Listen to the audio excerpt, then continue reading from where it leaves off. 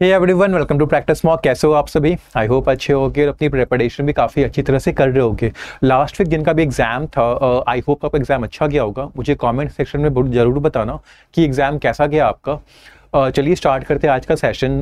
सबसे पहले वोकैबुलरी से स्टार्ट करेंगे। जो वर्ड्स आज के आर्टिकल में है वो देखेंगे कौन से वर्ड्स है, उनके सिनोनिम्स क्या है, उनके एंटोनिम्स क्या है। उसके बाद आर्टिकल पढ़ेंगे और लास्ट में जो आरसी के क्वेश्चन है आर्टिकल पे बेस्ड वो भी करेंगे। तो चलिए स्टार्ट करते हैं। वोकैबुलरी से स्टार्ट करते हैं। जो पहला वर्ड है वो है प्रिज्यूमेबली। एडवर्ब है। अब प्रिज्यूमेबली हम कब कहते हैं? जब हमें ये बताना होता है, ये शो करना होता है कि किसी चीज़ के ट्रू होने की, किसी चीज़ के सर्टेन होने की या फिर ऑकर करने की ज़्यादा पॉसिबिलिटी है, तो हम प्रिज्यूमेबली का यूज़ करते हैं। Use to see that you think that something is probably true. जब आपको लगता है कि ज़्यादा चांस उसके सच होने की है, ज़्यादा चांस उसके सर्टेन होने की है, उसके ऑकर होने की है, तो ये वाला वर्ड यूज़ किया जाता है। ठीक है, अज्यूमेबली भी यूज़ कर सकते हो। और अच्छा, दो बार अज्यूमेबली हो गया है, मिस्टेक हो गया। एक तो अज्यूमेबली हो गया, इसका सिनोनिम सेम मीनिंग कन्वे करता है, किसी चीज के होने की लाइक्लीहुड है, प्रोबेबिलिटी है। और वर्ड हो सकता है प्रोबेबली, हो सकता है पॉसिबली, हो सकता है सीमिंगली, हो सकता है परहैप्स भी हो सकता है। तो ये सारे वर्ड्स इस वर्ड के सिनोनिम्स हैं। एक्चुअली मिस्टेक हो गया था, ये वाला वर्ड दो बार रिपीट हो गया था। एंटोनिम्स क्या होगा? अब जिसके पॉसिबल, जिसको हम कह रहे हैं कि पॉसिबिलिटी होने की पॉसिबिलिटी है, प्रोबेबिलिटी है, चांसेस ज़्यादा है, तो हम presumably, assumably, probably, possibly, seemingly, perhaps word का यूज़ कर रहे हैं। तो अगर हमें इसका एंटोनिम बताना हो, इसका उल्टा बताना हो, मतलब ऐसा कोई जिसके होने की संभावना है ही नहीं या बहुत कम है, जीरो के आसपास है, तो हम कहते हैं इम्प्रोबेबली या क्वेश्चनेबली। ठीक है, इम्प्रोबेबली वही बताता है, प्रोबेबल नहीं है, पॉसिबल नहीं है। क्वेश्चनेबली मतलब कि ज्यादा चांसेस उसके ना होने की, उस पर क्वेश्चन किया जा सकता है कि क्या ये ट्रू है, क्या ये सर्टेन है। सेकेंड वर्ड आपका पोजिंग है। ये वर्ब की आईएनजी फॉर्म है और ये जेरेंड भी हो सकती है। हमें पता है वर्ब की आईएनजी फॉर्म जो कॉन्टिन्यूअस टेंस में यूज होता है, प्रेजेंट कॉन्टिन्यूअस, पास्ट कॉन्टिन्यूअस होता है, फिर प्रेजेंट परफेक्ट कॉन्टिन्यूअस टेंस में भी यूज होता है। बस जो जेरेंड होती है वो भी आईएनजी फॉर्म ही होती है, बट वो क्या करती है, नाउन का रोल प्ले करती है, यानी कि सब्जेक्ट या फिर ऑब्जेक्ट बनती है। पोजिंग का मतलब क्या है? कोई थ्रेट, कोई प्रॉब्लम क्रिएट करना, जिससे फिर उसको डील करना भी होता है। ठीक है, तो कोई थ्रेट क्रिएट हो गया, कोई प्रॉब्लम क्रिएट हो गया, उस प्रॉब्लम से डील करना है, तो उसको कहते हैं पोजिंग। एलिसिटिंग एंड इंड्यूसिंग, ये दोनों ही सिनोनिम्स है। एलिसिटिंग का भी मतलब होता है क्रिएट करना, इंड्यूसिंग का भी मतलब होता है to produce, to create, to cause something to happen. तो ये पोजिंग के आपके सिनोनिम्स है। अब पोजिंग सिर्फ थ्रेट के लिए ही यूज नहीं होता है, प्रॉब्लम के लिए भी यूज होता है, आपके क्वेश्चन के लिए भी यूज हो सकता है। ठीक है, एंटोनिम्स क्या होंगे? Addressing, tackling. अब देखो पोजिंग में क्या हो रहा है, थ्रेट को, प्रॉब्लम को, क्वेश्चन को प्रोड्यूस किया जा रहा है, क्रिएट किया जा रहा है। बट अगर हम एड्रेसिंग की बात करें, अगर हम टैकलिंग की बात करें, तो वहां पे सॉल्व किया जाता है। एड्रेस का मतलब क्या होता है? किसी प्रॉब्लम को, किसी क्वेश्चन को सॉल्व करना। टैकल का भी मतलब वही होता है, किसी प्रॉब्लम को सॉल्व करना। थर्ड इज क्रिटिकल, एडजेक्टिव है। अब क्रिटिकल, एक तो क्रिटिकल का मतलब होता है इंपॉर्टेंट। ठीक है, एक और जो मतलब होता है वो होता है एनालिसिस के सेंस में, एनालिटिकल, जिसमें हम किसी चीज के गुड एंड बैड को एनालाइज करते हैं। ठीक है, जनरली बैड के ही सेंस में यूज होता है, यानी कि ज्यादातर एनालिटिकल इन अ, अगर हम कहें क्रिटिकल वे मतलब डिसअप्रूविंग वे में, कि उसके फॉल्ट्स को ढूंढा जा रहा है। बट यहां पे क्रिटिकल का एक और मीनिंग है, वो मीनिंग होता है सिवियर, अनसर्टेन या पॉसिबली डेंजरस। किसी सिचुएशन को बताने के लिए हम कहते हैं, अगर हम किसी को सिचुएशन को बता रहे हैं कि सिचुएशन क्रिटिकल है या आउटकम क्रिटिकल, उसका मतलब क्या कि सिचुएशन सीरियस है, काफी अनसर्टेन है, डेंजरस भी हो सकती है, तो वहां पे भी हम क्रिटिकल का यूज करते हैं। सिवियर, ग्रेव इसके सिनोनिम्स है। एंटोनिम्स क्या होगा? इनॉक्वस, सिक्योर्ड। इनॉक्वस होता है हार्मलेस, जो बिल्कुल भी हार्म ना करे, बिनाइन भी कह सकते हो। ठीक है, ओके, आगे बढ़ते हैं। Fourth is procured. ये वर्ब की सेकंड फॉर्म है, ये वर्ब की थर्ड फॉर्म भी होती है। प्रोक्योर करने का मतलब होता है ऑब्टेन करना, स्पेशली विद डिफिकल्टी, मतलब डिफिकल्टी से गुजरते हुए किसी चीज को ऑब्टेन करना, अक्वायर करना, सिक्योर करना को हम प्रोक्योर करना कहते हैं। एंटोनिम्स क्या होंगे इसके? ऑफर करना, प्रेजेंट करना। प्रोक्योर में, एक्योर में, अक्वायर में, सॉरी प्रोक्योर में, अक्वायर में, सिक्योर में हम चीज को ले रहे हैं, ऑब्टेन कर रहे हैं, बट ऑफर में, प्रेजेंट में हम दे रहे हैं, इसीलिए सिनोनिम्स एंटोनिम्स वाला इन वर्ड्स में रिलेशनशिप है। फिफ्थ इज लेवरेज, नाउन है। लेवरेज क्या होता है? एबिलिटी होती है लोगों को इन्फ्लुएंस करने की या सिचुएशन को इन्फ्लुएंस करने की। जितना ज्यादा लेवरेज आपके पास होता है उतना ज्यादा आप किसी सिचुएशन को अपने फेवर में या लोगों को अपने फेवर में इन्फ्लुएंस कर सकते हो, उनसे काम करा सकते हो। क्लाउड भी कहते हैं, सोए भी कहते हैं। क्लाउड एंड सोए का मतलब वही होता है, एबिलिटी टू इन्फ्लुएंस। एंटोनिम्स होंगे इंपॉर्टेंस, इनकैपेसिटी, दोनों का मतलब होता है इनएबिलिटी होना, पावर नहीं होना, एबिलिटी नहीं होना, स्किल नहीं होना, लेवरेज नहीं होना, क्लाउड नहीं होना, आपका सोए नहीं होना। सिक्स्थ इज यूफोरिया, नाउन है। इंटेंस हैप्पीनेस, बहुत ज्यादा खुशी, मतलब उतनी खुशी होनी नहीं चाहिए उस सिचुएशन में, बट बहुत ज्यादा खुशी हो रही है तो उस एक्सट्रीम हैप्पीनेस को यूफोरिया कहते हैं। एक्सटेसी एंड रैप्चर भी कहते हैं। एक्सटेसी, रैप्चर दोनों का मतलब होता है extreme happiness, bliss, delight. Antonyms क्या होंगे? डेस्पोंडेंसी एंड मेलैंकोली। डेस्पोंडेंसी मतलब एक बहुत ज्यादा सैडनेस, ठीक है, वहां पे इस तरह का सैडनेस की कोई होप नहीं दिख रहा है, कोई पॉजिटिविटी नहीं दिख रही है, बिल्कुल दुखी का माहौल है, दुख का माहौल है, तो डेस्पोंडेंसी होता है। मेलैंकोली भी वही होता है, सैडनेस, उसको कहते हैं मेलैंकोली। सेवेंथ इज डिसिपेटेड, वर्ब की सेकेंड फॉर्म, वर्ब की थर्ड फॉर्म। डिसिपेट मतलब होना क्या? मतलब ग्रेजुअली डिसअपियर होना, धीरे धीरे करके गायब हो जाना, खत्म हो जाना, तो कहते हैं डिसिपेट हो जाना। डिसॉल्व हो जाना, फेड हो जाना भी कहते हैं उसको, इसलिए सिनोनिम्स आपके डिसॉल्व्ड है, फेडेड है। एंटोनिम्स क्या होगा? मटेरियलाइज्ड। मटेरियलाइज्ड मतलब क्या होता है? अपीयर हो जाना, ट्रू हो जाना, ठीक है। अपीयर का तो मतलब पता ही, ये सामने आ जाना। मटेरियलाइज का मतलब होता है सामने आ जाना। लोथ एडजेक्टिव है, ठीक है, इसका एक और मीनिंग होता है LOATH, हालांकि मीनिंग कह रहा हूं, स्पेलिंग होता है, हालांकि ये वाला स्पेलिंग ज्यादा कॉमन है, ठीक है। आर्टिकल में LOATH ही यूज हुआ है एडजेक्टिव के फॉर्म में, बट ज्यादातर आप देखोगे LOATH ये वाला वर्ड ज्यादा यूज होता है। मतलब क्या होता है? नॉट विलिंग, मतलब अनविलिंग होना, नहीं चाहना किसी काम को करने के लिए, उसको कहते हैं लोथ। रिलक्टेंट होना, डिसइंक्लाइंड होना। एंटोनिम्स क्या होगा? चाहना, विलिंग होना, ईगर होना, इंटरेस्टेड होना, इंथुजियास्टिक होना किसी चीज को करने के लिए। नाइन्थ इज कैटास्ट्रॉफी, नाउन है। अब कैटास्ट्रॉफी किसको कहते हैं? कोई इवेंट जिसमें बहुत हार्म होता है, लॉस होता है, अनहैप्पीनेस होती है, मिजरी क्रिएट होता है, उसको कैटास्ट्रॉफी कहते हैं, ठीक है। आपदा भी कहते हैं जिसको, कैलामिटी कहते हैं, डिजास्टर कहते हैं। एंटोनिम्स क्या होगा? Blessing, advantage. ब्लेसिंग क्या होती है? ऐसी सिचुएशन होती है जो आपके फेवर में होती है, आपके लिए एडवांटेजियस होती है। 10th स्पेक्टर, ठीक है, नाउन है।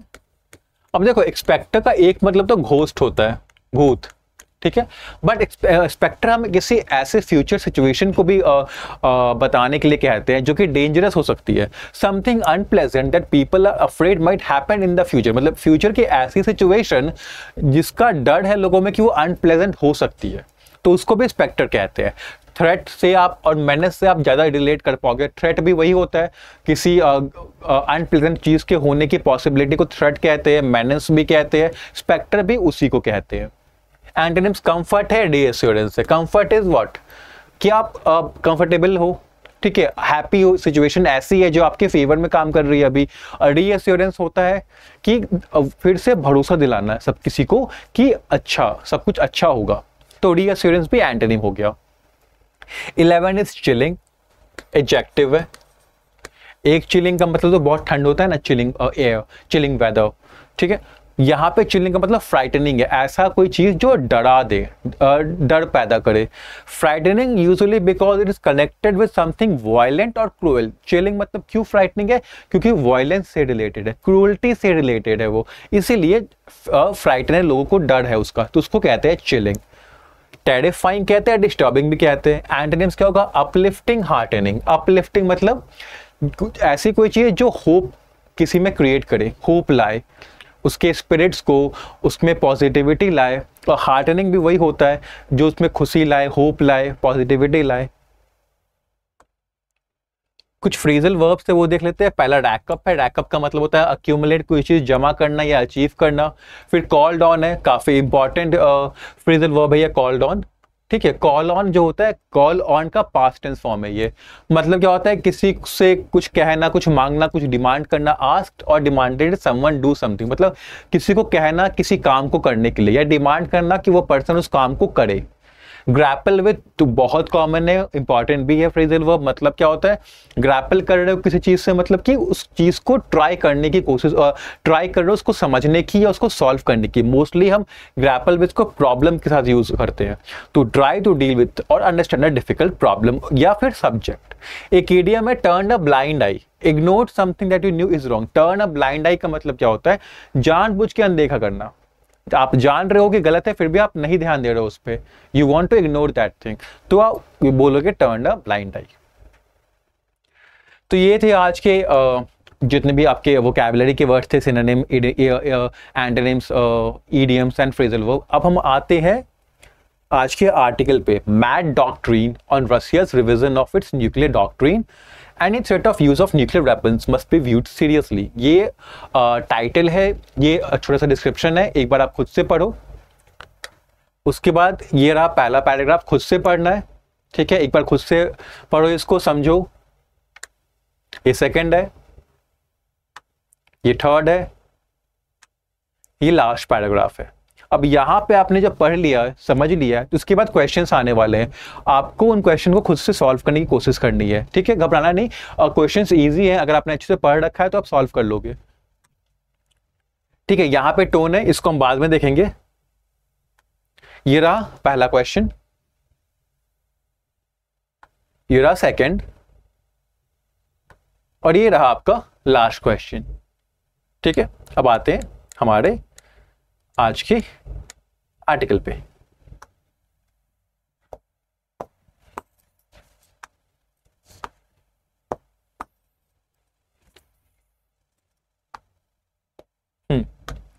क्या है मैड डॉक्ट्रिन? डॉक्ट्रिन किसको कहते हैं? पॉलिसी को कहते हैं, प्लान को कहते हैं। ठीक है, जो गाइडलाइंस होती है। तो कैसी है? मैड है, पागल है, किस तरह की, मतलब कि इलॉजिकल हो सकती है, इनसेंसिबल हो सकती है। ठीक है, on Russia's revision of its nuclear doctrine, किसको कहा गया ये मैड डॉक्ट्रिन? तो रशिया ने अपने न्यूक्लियर डॉक्ट्रिन को रिवाइज किया है, फिर से चेंजेस लाया है अपने न्यूक्लियर डॉक्ट्रिन में, उसको लेके कहा गया है कि मैड डॉक्ट्रिन है। Any threat of use of nuclear weapons must be viewed seriously। क्या कहा जा रहा है कि ऐसा कोई थ्रेट मतलब कि ऐसी कोई धमकी देना या ऐसा कोई आशंका है कि न्यूक्लियर वेपन्स का यूज हो सकता है, तो उस आशंका को, उस धमकी को सीरियसली लेना चाहिए। देखते हैं क्या है।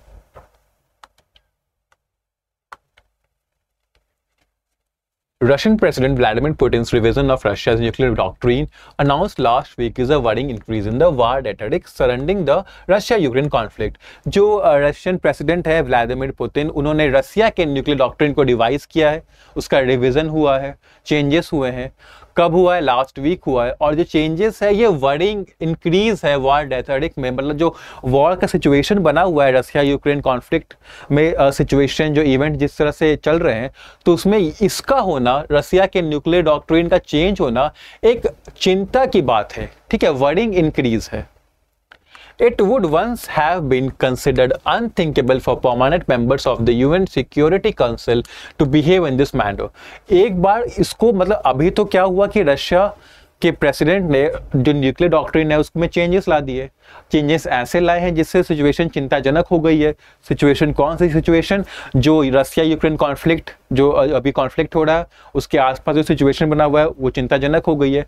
अब यहाँ पे ऑथर ये कह रहे हैं कि एक बार देखा जाए अगर, तो ये जो उन्होंने किया है रशियन प्रेसिडेंट ने, ये अनथिंकेबल था, मतलब इसको कोई करने का सोच भी नहीं सकता था। कौन नहीं सोच सकता था? ऐसा कोई जो कि परमानेंट मेंबर है यूएन सिक्योरिटी काउंसिल का। तो यहाँ पे रसिया को ही रेफर किया जा रहा है कि रसिया यूएन सिक्योरिटी काउंसिल का परमानेंट मेंबर होते हुए भी उसने ऐसा काम किया है कि कॉन्फ्लिक्ट को एस्केलेट किया है। क्योंकि इससे क्या हुआ, अगर वॉरिंग इंक्रीज है, अगर चिंता की बात है, तो इस कॉन्फ्लिक्ट को एस्केलेट करेगा वो, जो रसिया का न्यूक्लियर डॉक्ट्रिन में चेंजेस आए हैं वो कॉन्फ्लिक्ट को बढ़ाने के लिए हुए हैं, इसीलिए चिंताजनक बात है। और इसीलिए ये अनथिंकेबल भी होता है एक बार करना। क्यों? क्योंकि जो यूएन सिक्योरिटी काउंसिल के मेंबर्स है उनको तो पीस लाना होता है, पीस मेंटेन करना होता है, बट यहाँ तो उल्टा काम किया जा रहा है, इसलिए अनथिंकेबल कहा गया कि एक बार ये अनथिंकेबल होता है, बट आज ये रियलिटी बन गया है। His announcement was that in the event of a conventional attack on Russia by any country that is supported by a nuclear power, Russia would consider that a joint attack and presumably deal with the threat accordingly. Announcement में क्या कहा है Russian president ने कि अगर कोई conventional attack होता है रसिया पे, ठीक है, कोई कंट्री अगर कन्वेंशनल अटैक करता है रशिया पे, कन्वेंशनल अटैक क्या होता है? जिसमें न्यूक्लियर वेपन का यूज नहीं होता, नॉन न्यूक्लियर अटैक आप कह सको। कन्वेंशनल मतलब हो गया आपका नॉन न्यूक्लियर, जिसमें न्यूक्लियर वेपन्स का यूज नहीं होता है। तो अगर कोई कंट्री, कैसी country? That is supported by a nuclear power, मतलब ऐसी कंट्री जिसको ऐसी दूसरी कंट्री सपोर्ट कर रही है जिसके पास न्यूक्लियर पावर है, अगर वैसी कंट्री रसिया पे अटैक करती है, भले ही वो नॉन न्यूक्लियर वेपन्स से अटैक करे, तो रसिया उसको ज्वाइंट अटैक समझेगा और उस थ्रेट से उसी अकॉर्डिंग डील करेगा। मतलब यहाँ पे एक प्रेज्यूमेबली मतलब पॉसिबली एक थ्रेट बताया जा रहा है कि अगर ऐसी कोई कंट्री है जिसको एक न्यूक्लियर कंट्री सपोर्ट कर रही है और वो कंट्री रसिया पे अटैक करती है भले ही नॉन न्यूक्लियर वेपन से, तो रसिया उसको ज्वाइंट अटैक मानेगा और अकॉर्डिंगली एक्शन लेगा। मतलब यहाँ पे किस चीज की प्रोबेबिलिटी बताई जा रही है कि रसिया हो सके तो न्यूक्लियर वेपन्स का भी यूज कर सकता है उस एक्शन लेने के लिए। He added that Russia could use nuclear weapons in response to a conventional attack, posing a critical threat to its sovereignty, a threat that was repeated by Russian Foreign Minister Sergei Lavrov at the UN General Assembly meet over the weekend, when he said the idea of defeating Russia on the battlefield is senseless and a suicidal escapade given that Moscow has nuclear weapons. उसके बाद और क्या कहा है? और ये कहा है उन्होंने प्रेसिडेंट ने कि रसिया न्यूक्लियर वेपन्स यूज कर सकता है कन्वेंशनल अटैक अगर होता है रसिया पे, तो अगर वो कन्वेंशनल अटैक ऐसा है कि उसके सोवरेनिटी को थ्रेट पहुंचाए, ठीक है, उसके जो ऑटोनॉमी है, उसके जो कंट्रोल अगर को थ्रेट पहुंचाता है, ऐसा कोई कन्वेंशनल अटैक, तो रसिया यहाँ पे न्यूक्लियर वेपन्स का यूज कर सकता है। और इसी थ्रेट को फिर से रशियन फॉरेन मिनिस्टर सर्जी लावरोव ने फिर से यही बात कही यूएन जनरल असेंबली में भी, जो मीटिंग हुई थी वीकेंड में, वहां भी जो रशियन फॉरेन मिनिस्टर उन्होंने भी यही बात कही, यही थ्रेट को फिर से दोहराया कि ऐसा हो सकता है।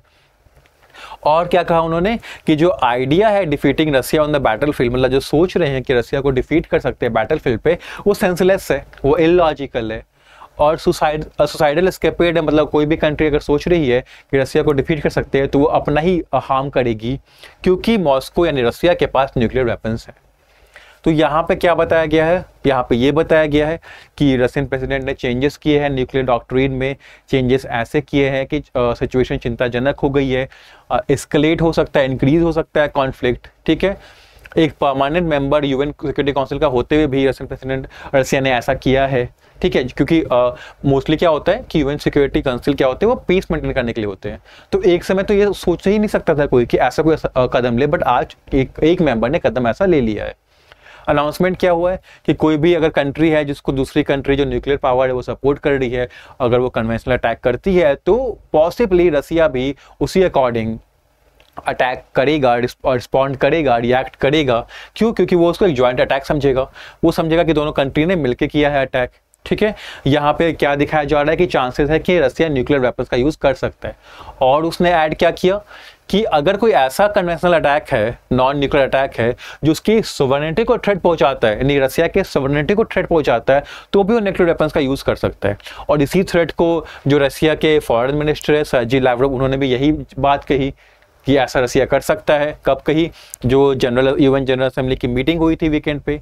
और उन्होंने ये भी कहा कि रसिया को हराना, तो एक तरह से सोचना कि रसिया को हराना है, सेंसलेस बात है, लॉजिकल बात है, सुसाइडल एस्केपेड है। जो भी सोचेगा वो अपना ही हार्म कर रहा होगा, क्योंकि रसिया के पास न्यूक्लियर वेपन्स हैं। Clearly The context of Mr. Putin's nuclear doctrine revision and the comments is Ukraine President Vladimir Zelensky visit to the United States, where he attempted to present a new victory plan in Ukraine. अब जो ये mister Putin ने नया doctrine changes जो किए हैं nuclear doctrine में, और जो कमेंट्स उन्होंने किए हैं और जो फॉरेन मिनिस्टर ने किए हैं, वो क्यों किए हैं? क्योंकि यूक्रेन के जो प्रेसिडेंट थे व्लादिमीर जेलेंस्की, वो यूनाइटेड स्टेट्स गए थे, जहां पे उन्होंने यूक्रेन के लिए एक नया विक्ट्री प्लान प्रेजेंट किया। तो जब रसिया ने देखा कि यूक्रेन के प्रेसिडेंट गए यूनाइटेड स्टेट्स, जहां पर उन्होंने नया प्लान प्रेजेंट किया कि यूक्रेन को जिताना कैसे है, तो उसके रिस्पॉन्स में रसिया ने ये एक्शन लिया कि अपना न्यूक्लियर डॉक्ट्रिन रिवाइज किया, चेंजेस किए और ये वाले कमेंट्स किए कि न्यूक्लियर वेपन्स को यूज करने की पॉसिबिलिटी है। Mr. Zelensky wants the permission of the US and other Western countries to use missiles and other heavy weaponry procured from them for attacks deep inside Russia. जो mister Zelensky है, जो कि Ukraine के president है, उनको permission चाहिए US का और बाकी जो वेस्टर्न कंट्रीज है उनसे परमिशन चाहिए। किस चीज़ का परमिशन चाहिए? कि मिसाइल का और बाकी हैवी वेपनरी जो कि उन्होंने इन कंट्रीज से लिए है उसका यूज़ कर सके रसिया के अंदर अटैक करने के लिए। मतलब कि जो यूक्रेन के प्रेसिडेंट है वो परमिशन मांग रहे हैं यूएस से और अदर वेस्टर्न कंट्रीज से रसिया के अंदर अटैक करने की, उन वेपन्स का यूज करके जो उन्होंने यूक्रेन ने यूएस और बाकी वेस्टर्न कंट्रीज से लिए हैं। Thus far, the weaponry including Storm Shadow and ATCMS missiles can only be used for Ukraine's defense. अभी तक ये जो वेपनरी है जो यूक्रेन को मिली है, जिसमें स्टॉर्म शैडो है, ATACMS मिसाइल्स है, इसको अभी यूक्रेन सिर्फ अपने डिफेंस के लिए यूज कर सकता है, सिर्फ डिफेंस के लिए यूज कर सकता है। इसीलिए मिस्टर जेलेंस्की ने परमिशन मांगी है, किस लिए? अटैक करने के लिए, क्योंकि अभी तक तो सिर्फ डिफेंस के लिए यूज कर सकता है, बट वहां पे जाके उन्होंने परमिशन मांगा यूएस और बाकी वेस्टर्न कंट्री से कि वो इन वेपन्स का यूज अब रशिया को अटैक करने के लिए भी करना चाहते हैं। Although Western capitals turned a blind eye when Ukrainian forces invaded the Russian oblast of Kursk in August with tanks and weaponry, allowing Mr. Zelensky to rack up a symbolic win and possibly some leverage in future negotiations for peace. हालांकि यहाँ पर तो उन्होंने Ukraine ने permission मांगा है और अभी तक जो वेपन्स मिले हैं वो सिर्फ डिफेंस, यूक्रेन सिर्फ अपने डिफेंस के लिए ही यूज कर सकता है। लेकिन जब अगस्त में यूक्रेन ने इन्वेड किया था रशियन ओब्लास्ट कुर्स्क में अटैक किया था टैंक्स और वेपनरी का यूज करके, तो उस टाइम सारे वेस्टर्न कंट्रीज ने इग्नोर कर दिया था, जानबूझ के इसको अनदेखा कर दिया था। और इस अटैक से ही जेलेंस्की काफ़ी एक बहुत बड़ी जीत उन्होंने हासिल की थी और थोड़ा सा उनको इन्फ्लुएंस मिल गया था आगे जो फ्यूचर नेगोशिएशन होंगे पीस के लिए वहाँ पे। ठीक है, तो बात यहाँ पे क्या हुई कि जो यूक्रेन के प्रेसिडेंट है वो यूनाइटेड स्टेट्स गए, ठीक है, जहाँ पे उन्होंने नया विक्ट्री प्लान प्रेजेंट किया यूक्रेन के लिए। उसके रिस्पॉन्स में ये चीज़ हुई है कि मिस्टर पुतिन ने जो चेंजेस किए हैं डॉक्ट्रिन डिवीजन में और जो कमेंट्स किए, अब वहाँ पे जाके यूक्रेन प्रेसिडेंट मिस्टर जेलेंस्की ने परमिशन मांगी यूनाइटेड स्टेट्स से और बाकी वेस्टर्न कंट्रीज है। किस चीज़ की परमिशन मांगी? कि रसिया को वो अटैक करना चाहते हैं उन मिसाइल्स का, उन हैवी वेपनरी का यूज करके जो उनको यूक्रेन को दिए गए हैं। अभी तक तो इन वेपनरी का यूज सिर्फ डिफेंस के लिए किया जाता है, ठीक है, इसीलिए वो अटैक करने के लिए परमिशन मांग रहे हैं। लेकिन जब एक बार अटैक कर दिया था यूक्रेन ने, कहाँ पे किया था? अगस्त में किया था रशियन ओब्लास्ट ऑफ कुर्स्क में।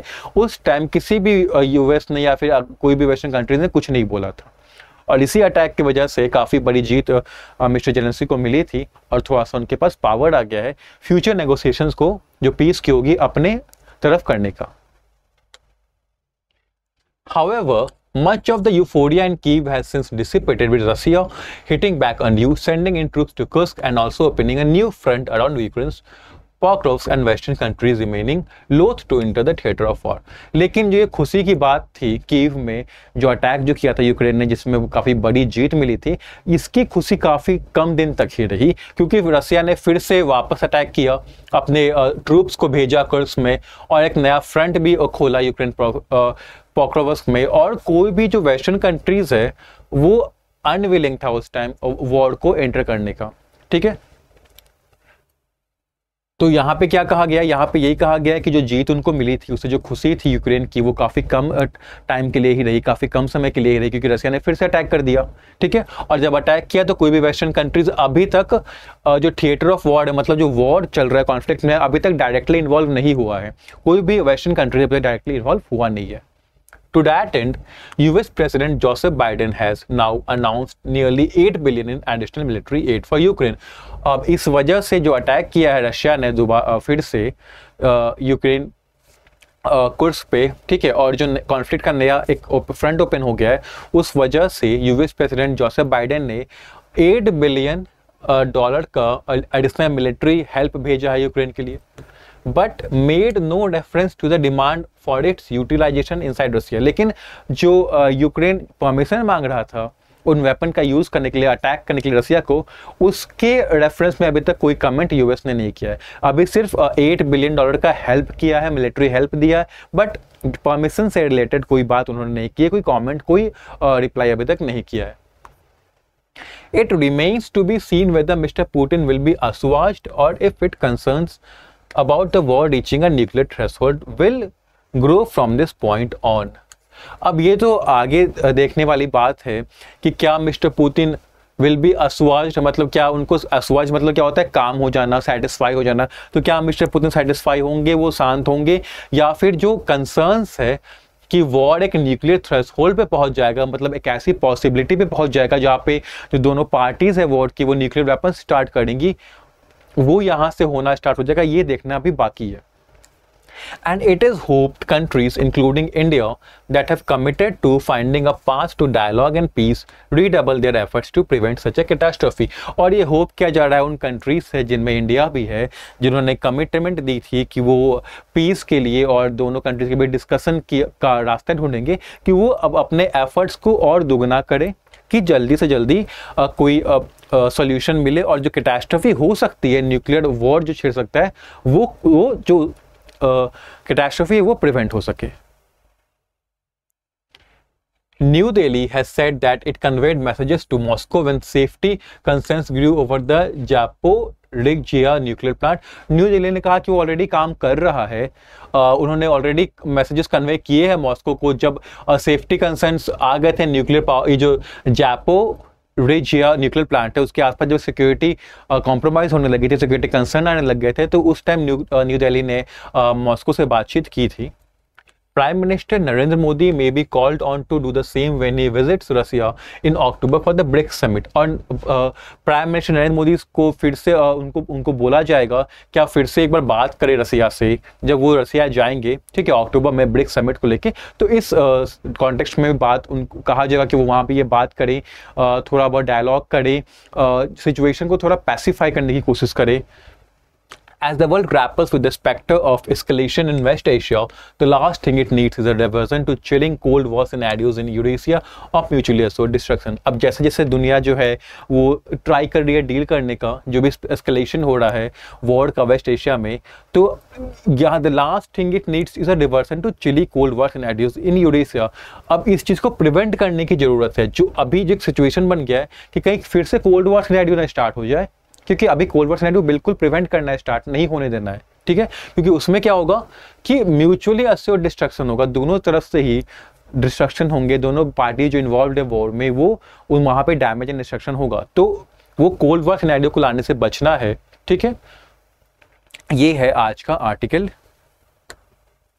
टोन है कॉशियस एंड फोरबोर्डिंग, जो कि हमने देखा पूरे आर्टिकल में ही कि कॉशियस मतलब बहुत ही कॉशन प्रोवाइड कर रहे हैं आपके जो ऑथर हैं कि कैसे जो डेंजर है न्यूक्लियर एस्केलेशन का वो बढ़ रहा है, ठीक है। जैसे रसिया ने ये कर दिया, आपका रिवाइज कर दिया न्यूक्लियर डॉक्ट्रिन को, तो उससे पॉसिबिलिटी बढ़ गई है न्यूक्लियर वेपन्स के यूज़ करने की, ठीक है। और फोरबोर्डिंग है मतलब कि एक ऐसा माहौल बन गया कि आगे जाके कुछ अनप्लेजेंट हो सकता है, ठीक है। तो कॉशियस एंड फोरबोर्डिंग है, emphasising the potential danger of nuclear escalation, क्योंकि पूरे आर्टिकल में ऑथर जो है उन्होंने एम्फसाइज किया, हाईलाइट किया है कि पॉसिबिलिटी हो सकती है कि ये जो वॉर है ये न्यूक्लियर लेवल पे एस्केलेट हो जाए, न्यूक्लियर वेपन्स का यूज़ होना स्टार्ट हो जाए, ठीक है। और अर्ज भी किया है कि पीसफुल सॉल्यूशन निकाला जाए, ठीक है। क्योंकि अगर न्यूक्लियर एस्केलेट हो जाता, न्यूक्लियर लेवल पे एस्केलेट हो जाता है तो कैटास्ट्रॉफिक आउटकम हो सकता है। तो टोन क्या है, कॉशियस एंड फोरबोर्डिंग है। अब आते हैं क्वेश्चन पे, What is the primary focus of Russian President Vladimir Putin's recent announcement regarding Russia's nuclear doctrine? जो रशिया का नया रशिया का जो रिवीजन हुआ है न्यूक्लियर डॉक्ट्रिन का, उसके रिगार्डिंग क्या अनाउंसमेंट किया है Russian president Vladimir Putin ji ने, ठीक है, देखते हैं। The use of nuclear weapons in response to a conventional attack by any country, कि रशिया न्यूक्लियर वेपन्स का यूज करेगा अगर कोई कन्वेंशनल अटैक होता है तो, ठीक है चलिए मान लेते हैं, ये ऐसा तो कुछ कहा ही है। The possibility of using nuclear weapons if Russia faces a critical threat to its sovereignty from a conventional attack, possibility है, पॉसिबल है कि रशिया न्यूक्लियर वेपन यूज कर सकता है अगर उसके सॉवरेनिटी को क्रिटिकल थ्रेट पहुंचता है तो, ठीक है, ये भी हो सकता है। A commitment to only use nuclear weapons if directly attacked by nuclear power, ठीक है। अब देखो रशिया ने ये नहीं कहा है कि अगर कोई न्यूक्लियर पावर डायरेक्टली अटैक करता है तो वो सिर्फ न्यूक्लियर वेपन यूज करेगा। अगर हम जाए पीछे आर्टिकल में तो उसने ये कहा है कि अगर कोई कंट्री कन्वेंशनल अटैक करती है और वो कंट्री बैक्ड है, सपोर्टेड है न्यूक्लियर पावर से, तो उसको ज्वाइंट अटैक मान के रशिया पॉसिबल है कि न्यूक्लियर वेपन यूज कर सकता है, पॉसिबिलिटी में बात कही है, ठीक है। He added that Russia could use, could भी पॉसिबल के लिए, पॉसिबिलिटी के लिए ही यूज होता है, तो पॉसिबिलिटी बस बताई है कि पॉसिबल है कि वो यूज हो सकता है, ऐसा कोई सर्टेन नहीं है कि सिर्फ और सिर्फ न्यूक्लियर वेपन ही यूज करेगा, ठीक है। तो ये गलत हुआ क्योंकि यहां पे बता रहा है कि सिर्फ और सिर्फ न्यूक्लियर वेपन ही यूज करेगा। The possibility of pre-emptive nuclear strikes on any country supporting Ukraine, अब कोई भी कंट्री जो यूक्रेन को सपोर्ट कर रही है उसको प्रीएम्प्टिव, मतलब अगर सिर्फ रशिया को लगा कि वो खतरा है तो वो पहले ही न्यूक्लियर वेपन उस पर लॉन्च कर देगा।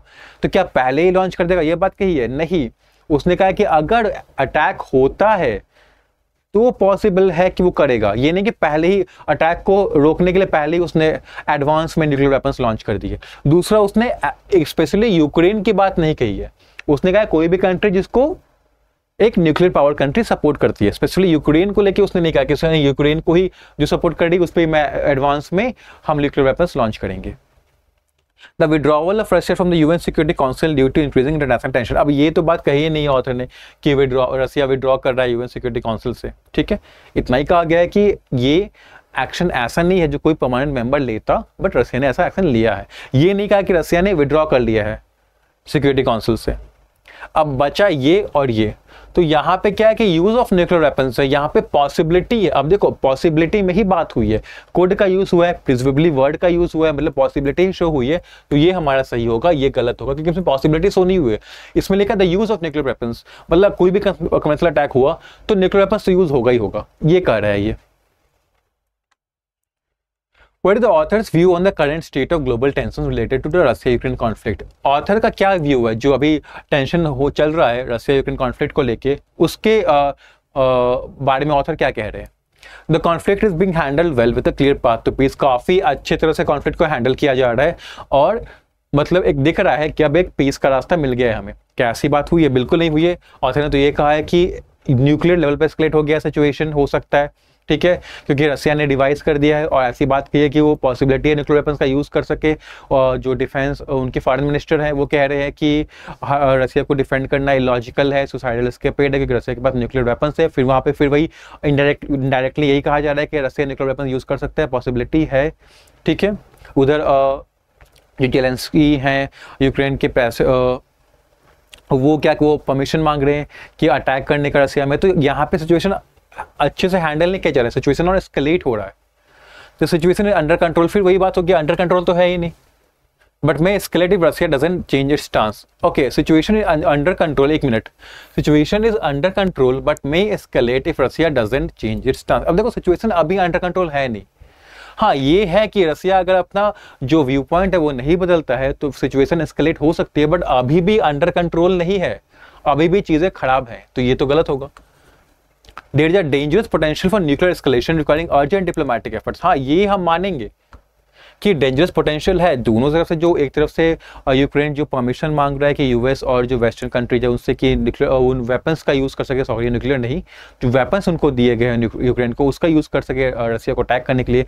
दूसरी तरफ रसिया ने एक नया यूक्रेन डॉक्ट्रिन लेके आ गया, न्यूक्लियर डॉक्ट्रिन, जहाँ पर उसने ये कहा कि कोई भी कन्वेंशनल अटैक होता है ऐसे किसी कंट्री से जिसको न्यूक्लियर पावर कंट्री बैक कर रही है, या ऐसा कोई अटैक होता है जो कि उसके सॉवरेनिटी पे थ्रेट है, तो वो पॉसिबिलिटी है कि न्यूक्लियर वेपन यूज़ कर सकता है। तो पोटेंशियल तो है, पॉसिबिलिटी तो है न्यूक्लियर एस्केलेशन की, और डिप्लोमेटिक एफर्ट्स को भी रिक्वायर किया गया, क्योंकि यहाँ पे बोला गया कि जितने भी कंट्रीज़ हैं उनको अपना जो जिन्होंने कमिट किया है कि पीसफुल सोल्यूशन निकालेंगे, उनको अपने एफर्ट्स को डबल करना है। तो ये हमारा करेक्ट आंसर है। Western countries need to become more involve militarily, ये तो बोला ही नहीं है ऑथर ने कि जो वेस्टर्न कंट्रीज है उनको और मिलिट्रीली और ज़्यादा इन्वॉल्व हो जाना है, मिलिट्री और ज़्यादा असिस्ट करना है, मिलिट्री और ज़्यादा मतलब कि वेपन्स प्रोवाइड करने हैं, हेल्प प्रोवाइड करना है, ये तो कहा ही नहीं है। तो conflict is irrelevant compare to tensions in West Asia. अब ये भी नहीं कहा कि कॉन्फ्लिक्ट इररिलेवेंट है, कि कनेक्टेड ही नहीं है। यहाँ पे देखो उसने ये कहा है कि वेस्ट एशिया में एस्केलेशन हो सकता है और कोल्ड वॉर सिनेरियो बन सकता है यूरोप और वेस्ट एशिया के बीच। तो ये तो गलत ही होगा कि कहना कि इररिलेवेंट है कि कॉन्फ्लिक्ट नहीं, कॉन्फ्लिक्ट का असर पड़ रहा है वेस्ट एशिया पे। तो आंसर क्या है? सी। ये वाला जो क्वेश्चन है, why is president Zelensky seeking permission from the US and other western countries, president Zelensky क्यों परमिशन मांग रहे हैं यूएस से, वेस्टर्न कंट्रीज से? इस क्वेश्चन का आंसर आप खुद से करना। To extend his military operation to Crimea, Crimea में अपने मिलिट्री ऑपरेशंस को बढ़ाने के लिए। To use western provided missiles and heavy weaponry for defensive purpose within Ukraine, जो वेस्टर्न कंट्री ने जो उनको मिसाइल्स दिए हैं, जो हैवी वेपनरी दिए हैं, उसको डिफेंसिव पर्पस के लिए यूक्रेन के अंदर यूज करना। To negotiate a peace settlement with Russia, Russia के साथ एक peace settlement, peace agreement negotiate करना, उसके लिए परमिशन मांग रहे हैं। To receive humanitarian aid for Ukraine, humanitarian aid जो यहाँ पे लोग हैं उनको हेल्प करने के लिए, असिस्ट करने के लिए, हेल्प के लिए वो मांग रहे हैं। To allow Ukraine to launch attacks deep inside Russia, या फिर यूक्रेन को परमिशन मांग रहे हैं यूक्रेन के लिए कि वो रसिया के अंदर अटैक कर सके। तो इस क्वेश्चन का आंसर आप कमेंट बॉक्स में खुद से देना, ठीक है।